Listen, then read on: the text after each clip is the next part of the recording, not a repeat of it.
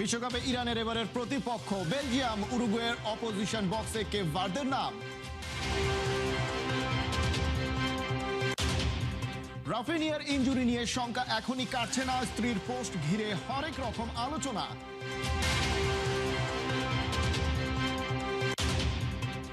Brazil Argentina কোন পক্ষে? নুরুল হক নূর বিশ্বকাপে এই বিতর্ক থেকে আছেন অনেক দূর। ব্রাজিল আর্জেন্টিনা সেলিব্রেশনে ফের বাংলাদেশের ফ্যান বেজ, নেইমার জুনিয়র পর্যন্ত পৌঁছে গেছে অন্য এক ক্রেজ।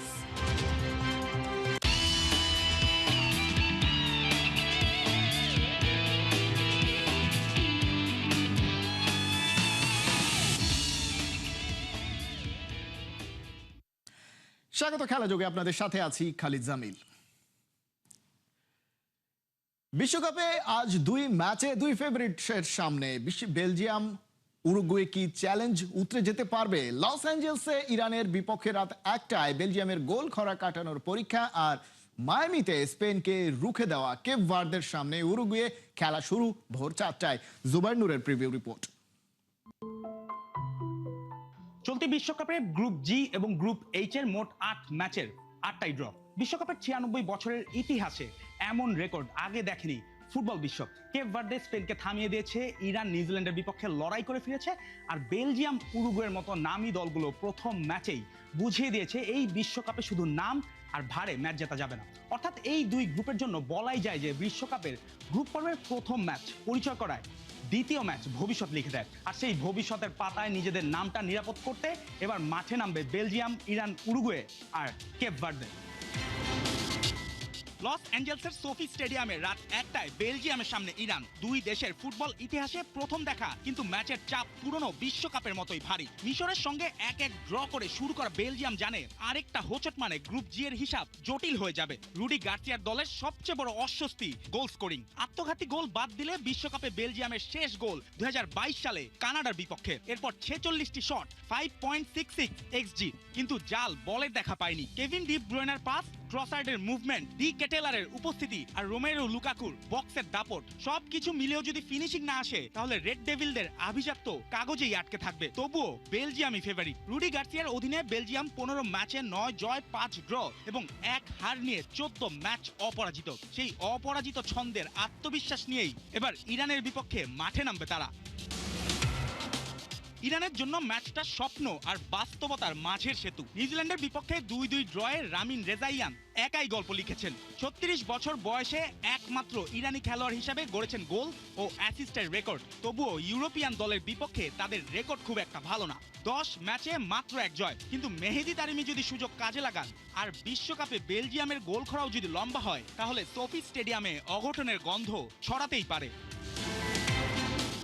অন্যদিকে মায়ামিতে সোমবার ভোর 4টায় উরুগুয়ের সামনে ভজিনিয়ার কেপ ভার্দে। নাম শুনলে ম্যাচটা সহজ মনে হতে পারে, কিন্তু স্পেনের 27 শট সামলে গোল শূন্য ড্র করা দলকে আর ছোট বলা যায় না। অভিষেক বিশ্বকাপেই কেপ ভার্দে দেখিয়েছে শৃঙ্খলা কখনো কখনো তারকার চেয়ে বড় অস্ত্র। পুরো ম্যাচে মাত্র একটি ফাউল। 1966 সালের পর বিশ্বকাপে এমন রেকর্ড আর নেই। 40 বছর বয়সী গোলরক্ষক ভজিনিয়া স্পেনের বিপক্ষে 7 সেভে যেন গ্লাভস দিয়ে ইতিহাস লিখেছেন। এবার তার সামনে ডারউইন নুনিয়েজ, ভালভার্দে, উগার্তে, বেনতাঙ্কুরদের উরুগুয়ে। সৌদি আরবের বিপক্ষে 27 শট ও ওপেন প্লে থেকে 34টি ক্রস নিয়েও 1-1 ড্র করা মার্সেলো বিয়েলসার দল জানে ক্রস আর প্রেস যথেষ্ট নয়, দরকার ফিনিশিং।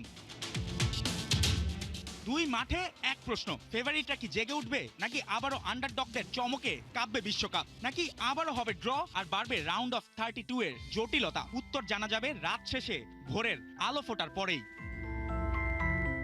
জুবাইর নূর, 71। এনরিকের সাথে আসলে এই সম্পর্কটা ভালো না কার্লো আনচেলোত্তির, নাকি অন্য কিছু? সোশ্যাল মিডিয়ায় ঘুরে বেড়ানো মিম শুরু হয়ে গেছে মরক্কো ম্যাচে তাকে না নামানোর পর থেকেই। এরপর হাইতির বিপক্ষে জয়, এনরিকের ম্যাচ টাইম, অফসাইডে গোল, কত কিছুই না হয়েছে, কিন্তু ট্রল থামেনি। আসলেই কি ইতালিয়ান বস আনচেলোত্তির সাথে তার সম্পর্ক খারাপ? ব্রাজিলের তরুণ তুর্কি নিয়ে নিজে কি বলছেন? রিপোর্টে বিস্তারিত। মরক্কোর বিপক্ষে 1-1 ড্রয়ের পর সোশ্যাল মিডিয়ায় একটা প্রশ্নই ঘুরছিল, আনচেলত্তি কি এনরিককে পছন্দ করেন না? মিম বন্যা বয়ে গেছে সোশ্যাল মিডিয়া সাইটগুলোতে। ম্যানেজার হেইট সিন থেকে শুরু করে রিয়াল মাদ্রিদে মিনিট ম্যানেজমেন্টের পুরনো ছবি, 19 বছরের ছেলেটাকে নিয়ে রসিকতার শেষ নেই। হাইতির বিপক্ষে 3-0 জয়ের পর এনরিক নিজেই সব প্রশ্নের জবাব দিলেন। 63 মিনিটে মাঠে নামলেন কুনহার সাবস্টিটিউট হিসেবে, একটা গোল করলেন, অফসাইডে বাতিল হলো, কিন্তু ফিলাডেলফিয়ার স্টেডিয়াম দাঁড়িয়ে অভিনন্দন জানালো। মাঠে নামলেই কিছু একটা হয়, দর্শক সেটা টের পায়। তবে এনরিকের রেকর্ডটাও বলা দরকার। ব্রাজিলের হয়ে 17 ম্যাচে 4 গোল, বিশ্বকাপ কোয়ালিফায়ারে 6 ম্যাচে গোল নেই। তবে শেষ ওয়ার্ম আপ ম্যাচে মিশরের বিপক্ষে পেরেছিলেন, আর নেইমার এই ম্যাচেও নেই। কাফ ইনজুরিতে ফিলাডেলফিয়া পর্যন্ত জানিনি। ম্যাচের পর এনরিক সরাসরি বললেন, রিয়াল মাদ্রিদে 1 বছর আনচেলত্তির সাথে ছিলেন, 5 মিনিট হোক বা 15, সেটা কোনো ব্যাপার না, নিজের সবটা নিংড়ে দেন। তিনি জানেন এনরিক কি করতে পারে। এখনো একই কোচ খেলোয়াড় দ্বন্দ্বের যে গল্প বাইরে চলছিল, একটা বাক্যেই সেটা উড়িয়ে দিলেন। কিন্তু কেন তিনি স্টার্টিং 11-এ নেই, এনরিক নিজেই সেটা বোঝেন। আনচেলত্তি তার জন্য যা ভালো সেটা করবেন না, ফ্যানদের জন্য যা ভালো সেটাও না, তিনি দলের জন্য যা ভালো সেটা করবেন। এটাই তাকে বড় কোচ বানিয়েছে। এই ম্যাচিউরিটি 19 বছর বয়সী ছেলেটার মুখে শুনে অবাকই হতে হয়। কার্লো আনচেলত্তির সাথে এনরিকের রসায়নটা বেশ পুরনো অবশ্য। রিয়াল মাদ্রিদ থেকে শুরু, বিশ্বকাপে নিয়মিত খেলার সুযোগ নিশ্চিত করতে অলিম্পিক লিওতে লোনে যাওয়ার আগে রিয়ালে তার খেলার সময় বা মিনিটস বেশ কড়া নজরদারিতে রেখেছিলেন ডন কার্লো। এবার বিশ্বকাপে এনরিককে শুরুর একাদশে না নামিয়ে অস্ত্র রিজার্ভে রাখার যে সিদ্ধান্ত আনচেলত্তি নিয়েছেন, তা মূলত 4টি মূল স্তম্ভের উপর ভিত্তি করে তৈরি এক হিসেবি ট্যাকটিক্যাল এবং সাইকোলজিক্যাল স্ট্র্যাটেজি। মরক্কো ম্যাচের পর আনচেলত্তি স্বীকার করেছিলেন, বিশ্বকাপের মতো মঞ্চে ডেবিউ করার চাপ বিশ্বের অন্যতম সেরা খেলোয়াড়কেও মানসিকভাবে প্যারালাইজড করে দিতে পারে। ব্রাজিলের নাম্বার 9 জার্সির একটা অলিখিত ওজন আছে। 19 বছরের একটা তরুণ যদি শুরু থেকেই খেলে স্ট্রাগল করে আর ব্রাজিল পয়েন্ট হারায়, তাহলে মিডিয়া আর ফ্যানদের ব্যাকল্যাশ তার দীর্ঘমেয়াদী কনফিডেন্স পুরোপুরি গুঁড়িয়ে দিতে পারে। ইম্প্যাক্ট সাব হিসেবে তাকে খেলানো হলে শুরুর একাদশের সেই বিশাল মনস্তাত্ত্বিক চাপ থেকে এনরিক আড়ালে থাকেন। তাই প্রতিপক্ষের ডিফেন্স যখন কিছুটা আলগা হয়ে আসে, তখন তিনি মাঠে নেমে পূর্ণ স্বাধীনতা নিয়ে খেলতে পারেন। আধুনিক টুর্নামেন্ট ফুটবলে ম্যাচের ফয়সালা প্রথমার্ধের 45 মিনিটে খুব কমই হয়, আসল খেলাটা জমে ওঠে শেষ 30 মিনিটে। ম্যাচের প্রথম 60 মিনিটে প্রতিপক্ষের একাদশ ফ্রেশ আর অর্গানাইজড ডিফেন্সিভ ব্লকের মুখোমুখি হওয়া যে কোনো তরুণ স্ট্রাইকারের জন্যই ভীষণ কঠিন। কিন্তু 65 মিনিটে ক্লান্ত ডিফেন্ডারদের বিপক্ষে যখন এনরিককে মাঠে নামানো হয়, তা প্রতিপক্ষের জন্য এক ট্যাকটিক্যাল নাইটমেয়ার হয়ে দাঁড়ায়। আর র অ্যাক্সিলারেশন, ফিজিক্যাল পাওয়ার আর অক্লান্ত এনার্জি যে কোনো ডেডলকই ভেঙে দিতে পারে, যেমনটা আগের ফ্রেন্ডলি ম্যাচগুলোতে দেখা গেছে। বিশ্বকাপ জিততে হলে পুরো দলকে একটা ইউনিট হিসেবে ডিফেন্ড করতে হয়, আর আনচেলত্তির ট্যাকটিক্যাল সিস্টেমে আউট অফ পজিশন বা বল ছাড়া কঠোর শৃঙ্খলা বজায় রাখা বাধ্যতামূলক। অ্যাটাকিং থার্ডে এনরিকের সক্ষমতা নিয়ে প্রশ্ন নেই, কিন্তু ট্রানজিশনের সময় তার স্ট্রাকচারাল প্রেসিং, ডিফেন্সিভ পজিশনিং এবং ট্যাকটিক্যাল অ্যাওয়ারনেসে এখনও উন্নতির জায়গা আছে। বেঞ্চে বসে ম্যাচের ফ্লো পর্যবেক্ষণ করার এই সুযোগ তাকে বুঝতে সাহায্য করছে ঠিক কখন এবং কোথায় তার প্রেসিং ট্রিগারগুলো চালু করতে হবে। এনরিকের খেলার ধরন অত্যন্ত ফিজিক্যাল, যা মূলত এক্সক্লুসিভ বার্স্ট অফ এক্সিলারেশনের উপর নির্ভরশীল। এর আগে অতিরিক্ত ওয়ার্কলোডের কারণে এনরিক হ্যামস্ট্রিং এবং থাই স্ট্রেইনের মতো ইনজুরিতে পড়েছেন। আনচেলত্তি তার ফিজিক্যাল ডিউরেবিলিটি বা শারীরিক ফিটনেস নিয়ে বিন্দুমাত্র ঝুঁকি নিতে রাজি না। তার খেলার মিনিটস নিয়ন্ত্রণ করে এটা নিশ্চিত করা হচ্ছে যে ব্রাজিল যখন টুর্নামেন্টের হাই ইন্টেন্সিটি নকআউট পর্বে পৌঁছবে, তখন এনরিক থাকবেন একদম ফ্রেশ, এক্সপ্লোসিভ এবং সম্পূর্ণ ইনজুরি মুক্ত। কার্লো আনচেলত্তি এনরিককে বেঞ্চে বসিয়ে রাখছেন তার প্রতিভার উপর সন্দেহ থেকে নয়, বরং তিনি তাকে আগলে রাখছেন কারণ তিনি এই তরুণের আসল মূল্যটা জানেন। এনরিককে একজন এলিট হাই ইম্প্যাক্ট ওয়েপন হিসেবে বাঁচিয়ে রেখে ইতালিয়ান বস এটাই নিশ্চিত করছেন, যখন নকআউটের হাই এন্ড ম্যাচগুলো সামনে আসবে, ব্রাজিলের ডাগআউটে থাকবে এক সম্পূর্ণ ফ্রেশ, মনস্তাত্ত্বিকভাবে চাপমুক্ত এবং মারাত্মক মোটিভেটেড এক বিশ্বমানের স্ট্রাইকার, যে একাই ম্যাচের ভাগ্য গড়ে দিতে প্রস্তুত। খালিদ জামিল, একাত্তর। ফিনিক্স পাখির মতো ফিরবেন রাফিনিয়া। বিশ্বকাপে আবারও মাঠে নামবেন এই তারকা, দাবি তার স্ত্রীর। মেডিকেল টিমও চেষ্টা চালাচ্ছে ইনফর্ম রাফিনিয়াকে ফেরানোর। তবে বিশ্বকাপে সেলেসাওরা ঠিক কোথায় শেষ করবে তার উপরে নির্ভর করছে রাফিনিয়া আবারও এই বিশ্বকাপের ম্যাচ খেলতে পারবেন কি না। ব্রাজিলিয়ান উইঙ্গারের বর্তমান অবস্থান নিয়ে বিস্তারিত আবু নাইমের রিপোর্টে। আমি জানি ও ফিরবে, ওকে ফিরতেই হবে। আগুন ছড়ানো সেই ফিনিক্সের মতো করেই রাফিনিয়া আবার ফিরে আসবেন। স্বামীকে উৎসাহ যোগাতে কথাগুলো রাফিনিয়ার স্ত্রীর। তবে মেডিকেল টিম কি বলছে? শ্রী বলছেন রাফিনিয়া ফিরবেন, অন্যদিকে ব্রাজিলের মেডিকেল টিমও সব চেষ্টা করছে ওকে ফেরানোর। এমনকি স্থানীয় এক মেডিকেলেও রাফিনিয়াকে নেওয়া হয়েছিল যখন ব্রাজিল স্কটল্যান্ড ম্যাচের প্রস্তুতি নিচ্ছিল। কিন্তু রিয়েলিটি কি বলে? এই রাফিনিয়াকে ব্রাজিল রাউন্ড অফ 32-তে পাবে তো? ইমেজ স্ক্যানিং করে জানা গেছে ডান থাইয়ের পেছনের পেশিতে চোট আছে। হ্যামস্ট্রিং এর চোট পাওয়া রাফিনিয়া থাকছেন না অনির্দিষ্টকালের জন্য। কিন্তু কপাল ভালো থাকলে আবারও মাঠে নামতে পারেন বিশ্বকাপে। রাফিনিয়ার ফেরাটা সহজ হবে না, কিন্তু সময় সাপেক্ষ তো বটেই। ব্রাজিল যদি রাউন্ড অফ 32 পার হয়ে সেমিফাইনাল পর্যন্ত যেতে পারে তাহলে ফেরার একটা সুযোগ আছে এই উইঙ্গারের। আর যদি দল বেশি দূর আগাতে না পারে তাহলে ওর বিশ্বকাপ সফর এখানেই শেষ। প্রশ্ন, রাফিনিয়ার জায়গায় আনচেলত্তি খেলাবেন কাকে? ফিফার রুল অনুযায়ী প্রথম ম্যাচের আগ পর্যন্ত প্লেয়ার চেঞ্জ করার সুযোগ আছে, কিন্তু ব্যাপারটা যেহেতু দ্বিতীয় ম্যাচে ঘটেছে তাই রাফিনিয়ার রিপ্লেসমেন্ট নেওয়াটা আর হচ্ছে না ব্রাজিলের। কার্লো আনচেলত্তিকে স্কোয়াডের বাকিদের মধ্য থেকেই খেলাতে হবে রাইট উইংয়ে, কিন্তু সেখানেও খুব একটা অপশন হাতে নেই। একদিকে রায়ান, অন্যদিকে এন্ড্রিক, যাদের মধ্যে কেউই সেই অর্থে বড় মঞ্চের প্লেয়ার না। তাই ব্রাজিলের রাইট উইং নিয়ে বিশাল একটা শঙ্কা থেকেই যাচ্ছে। নেইমার ফ্রাই অ্যাটাকিং মিডটা আগের তুলনায় স্ট্রং হচ্ছে ঠিকই, তবে ওদের উইংটা রাফিনিয়ার অভাবেই ভুগবে। হেক্সা মিশনে এটা ওদের সবচেয়ে বড় লসই হয়তো। এমন একটা দল নিয়ে পারবেন তো কার্লো আনচেলত্তি নিজের ক্যারিশমা দেখাতে? আবু নাইম, ৭১। বিশ্বকাপের সবুজ গালিচায় 90 মিনিটের ফুটবল যুদ্ধের বাইরে থাকে সাইকোলজিক্যাল গেমও। এর মধ্যে নিজ দেশের লোকাল খাবার উড়িয়ে আনাও বড় অস্ত্র হিসেবে কাজ করে। এই যেমন ইউরোপের হিমশীতল দেশ নরওয়ে যুক্তরাষ্ট্রে খেলতে নিজেদের সঙ্গে 1 টন খাবার উড়িয়ে এনেছে আর্লিং হালান্ডরা। তাদের বিশ্বাস এতে মানসিকভাবে চাঙা থাকবে ফুটবলাররা। হাসান সজীবের রিপোর্ট।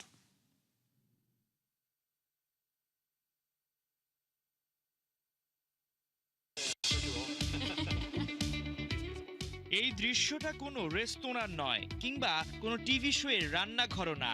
বিশ্বকাপে খেলতে আসা নরওয়ে ফুটবল দলের ক্যাম্পে তৈরি হচ্ছে ঐতিহ্যবাহী ওয়াফেল। আর এই খাবারের ঘ্রাণের ভেতরে লুকিয়ে আছে তাদের বিশ্বকাপ মিশনের এক অদ্ভুত কিন্তু গুরুত্বপূর্ণ গল্প। 28 বছর পর বিশ্বকাপের মঞ্চে ফেরা নরওয়ে এবার প্রস্তুতিতে কোনো ঝুঁকি রাখতে চায় না।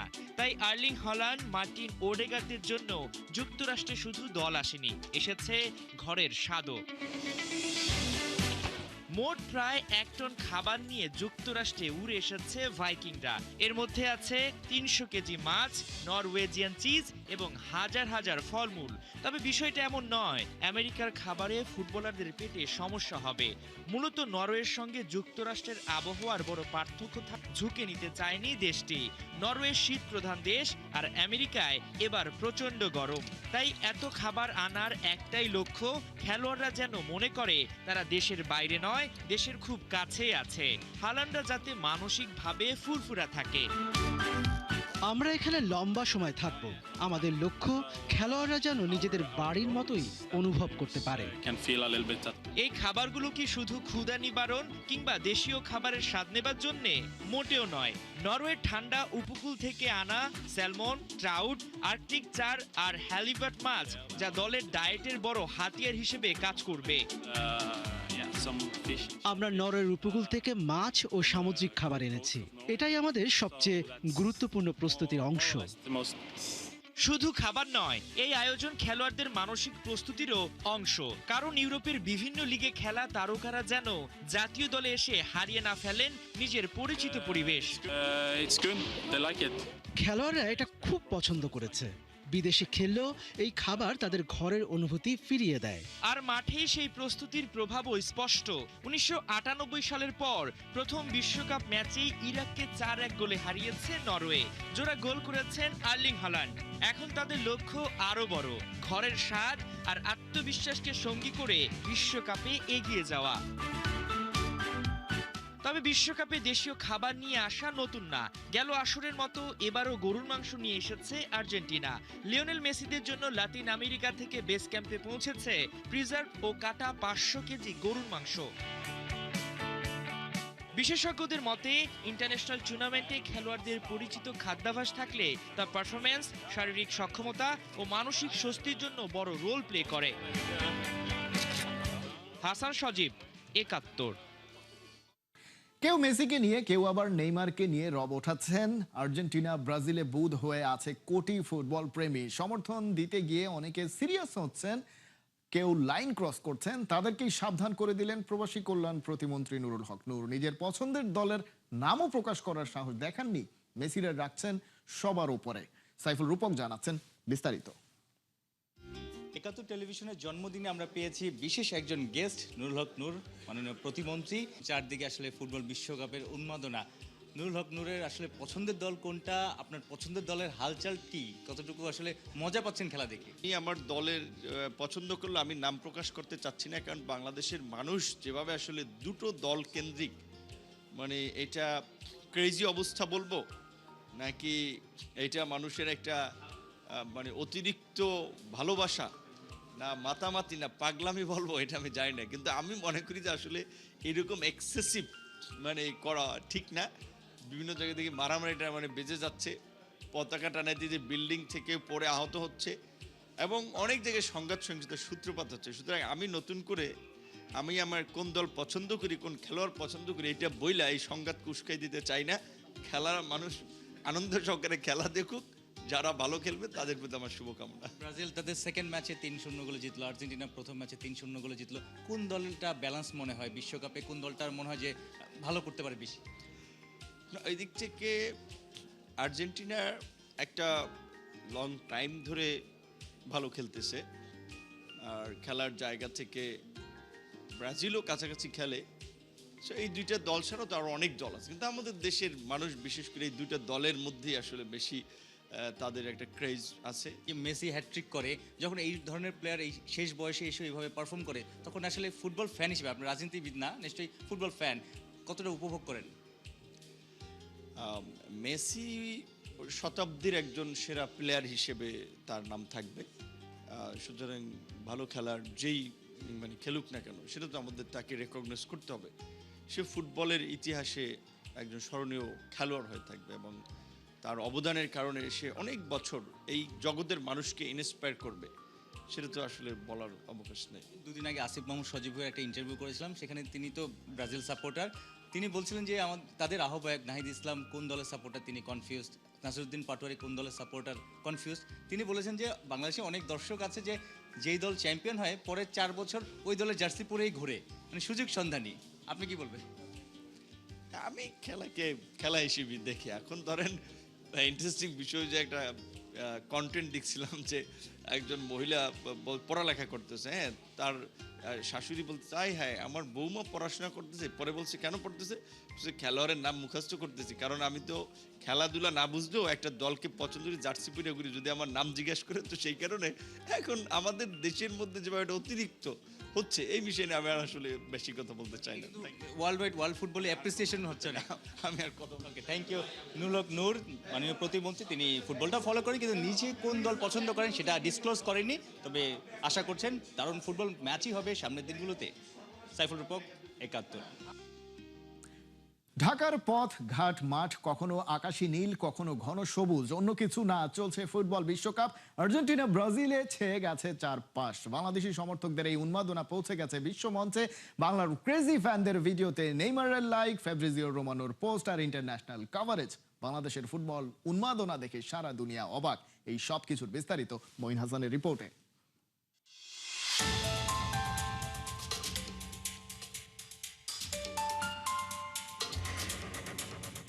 ইন্টারন্যাশনাল হেডলাইনে সাপোর্টার্স ফ্রম বাংলাদেশ। নেইমার চিৎকার, এমন ভিডিওতে খোদ নেইমারের লাইক। ফ্যাব্রিজিও রোমানোর পোস্টে বাংলাদেশের ব্রাজিল ভক্তদের উল্লাস। ফুটবলের প্রতি আর্জেন্টিনা ব্রাজিলের প্রতি বাংলাদেশিদের এমন নিখাত নিঃস্বার্থ ভালোবাসা নজর কাড়ছে বিশ্ববাসীর। লাল সবুজের এই দেশে ফুটবলের সাথে সাধারণ মানুষের সখ্যতা বেশ পুরনো। এখানে ফুটবল জাগছে নতুন করে। ল্যাটিন আর ইউরোপিয়ান ফুটবলের সাথে বাংলার প্রেম অজানা কিছু না। আর্জেন্টিনার মেসি, ব্রাজিলের কাকা বা নেইমার, পর্তুগালের ক্রিস্টিয়ানো রোনালদো, তর্ক বিতর্ক সব ছাপিয়ে একসাথে একটা ম্যাচ উপভোগ হয়ে ওঠে সবচেয়ে বড় আনন্দ। এবারের বিশ্বকাপে উন্মাদনা আর একটু বেশি। প্রথমবার ৪৮ দল নিয়ে আয়োজন। ছোট বড় সব দলের লড়াই জমে উঠেছে। তবে বাংলাদেশে আর্জেন্টিনা ব্রাজিল কাড়ছে সব আলো। ম্যাচগুলো দেখতে গভীর রাত কিংবা কাকডাকা ভোরে রাজধানী ঢাকার বিভিন্ন স্থানে ফুটবল প্রেমীরা এক হয়েছিলেন জায়ান্ট স্ক্রিনের সামনে। আর্জেন্টিনার ব্রাজিলের জার্সিতে হই হুল্লোড় করে উপভোগ করেছেন মেসি ভিনিদের খেলা। মূল ভেন্যু থেকে হাজার হাজার মাইল দূরে পুরো দমে জমে যাচ্ছে বিশ্বকাপের ভাইব। সেসব সোশ্যাল মিডিয়াতে ছড়িয়ে গেছে ঝড়ের গতিতে। ইন্টারন্যাশনাল মিডিয়াগুলো এমন দৃশ্য প্রকাশ না করে পারেনি। ফুটবল প্রেমীদের খুব পরিচিত নাম ইতালিয়ান সাংবাদিক ফ্যাব্রিজিও রোমানো। ব্রাজিল হাইতি ম্যাচের পর রোমানোর সোশ্যাল হ্যান্ডেলগুলোতে একটি ভিডিও প্রকাশ করা হয়, যেখানে ব্রাজিল ভক্তদের উদযাপন চোখে পড়ে নেইমার স্লোগানে চারদিক মুখরিত। সেখানে বাংলাদেশি ফ্যানদের প্যাশন অতুলনীয় বলছেন রোমানো। এটা মোটেও ব্রাজিলের রাজধানী রিও ডি জেনেরিও নয়, বাংলাদেশের capital city Dhaka. Neymar slogan দেওয়া সেই ভিডিও একজন ফ্যান আপলোড করেন ইনস্টাগ্রামে, যেখানে আবার নেইমার নিজেই লাইক দিয়েছেন, জানিয়ে ব্রাজিল ফ্যানদের সে কি উচ্ছ্বাস। আবার স্কটল্যান্ড ম্যাচেও তো ফিরছেন তাদের প্রত্যাশিত হিরো, সেই খবর ছড়িয়ে গেছে চারদিকে। ইন্টারন্যাশনাল মিডিয়াগুলো নিউজের হেডলাইনে ব্যবহার করছেন বাংলাদেশের নাম। বাংলাদেশি ফ্যানদের এই ক্রেজিনেস অ্যাভয়েড করা খুব কঠিন। নিজ দেশ এখনো অংশ না নিলেও আর কোন দেশে বিশ্বকাপ নিয়ে এমন উন্মাদনা হয় খুঁজে পাওয়া খুব কঠিন। বাংলাদেশ এখানে আলাদা, বাংলাদেশ এখানে ব্যতিক্রম। আর্জেন্টিনা আর ব্রাজিল আকাশী নীল আর সবুজে ছেয়ে গেছে পথঘাট। যেদিন এদেশ বিশ্ব ফুটবলে অংশ নেবে সেদিন কি ঘটবে তা কল্পনা করা যায় না। বাংলাদেশ এখন সেই স্বপ্নই বুনছে। অপেক্ষা কত দীর্ঘ হবে সেটাই এখন বড় প্রশ্ন। মঈন হাসান, ৭১। এই ছিল এখনকার খেলা যোগে। সরাসরি সংবাদ আর অনুষ্ঠান দেখতে চোখ রাখুন ৭১-এর ফেসবুক পেজে এবং সাবস্ক্রাইব করুন ৭১-এর ইউটিউব চ্যানেল। ৭১-এর সাথে থাকুন।